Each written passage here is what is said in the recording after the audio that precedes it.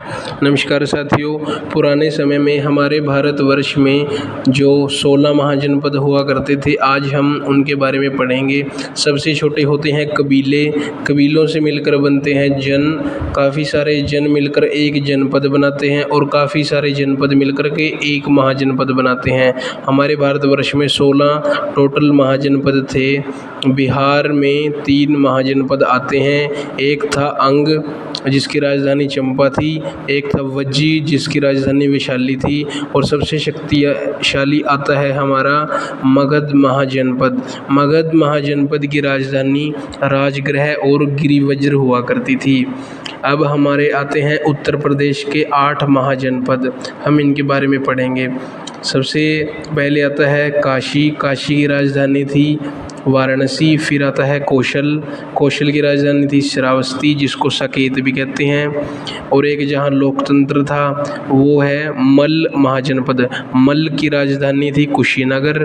फिर आता है हमारा वत्स, वत्स की राजधानी थी कौशाम्बी। कुरु, कुरु महाजनपद की राजधानी थी इंद्रप्रस्थ। चेदी, चेदी महाजनपद की राजधानी थी शुक्तिमती। पंचाल की राजधानी थी अहिछत्र। शूरसेन की राजधानी थी मथुरा। फिर एक हमारा महाजनपद जिसको मत्स्य देश कहा करते थे महाभारत काल में, वो है राजस्थान में। मत्स्य देश की राजधानी थी विराटनगर जो कि अपना जयपुर के पास वाला एरिया है। एक है मध्य प्रदेश में अवंतिका, अवंतिका महाजनपद की राजधानी हुआ करती थी उज्जैन।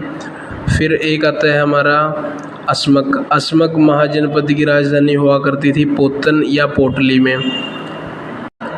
और 2 हमारे महाजनपद जो कि आज हमारे भारतवर्ष में नहीं है, जो कि हमारे अखंड भारत में हुआ करते थे।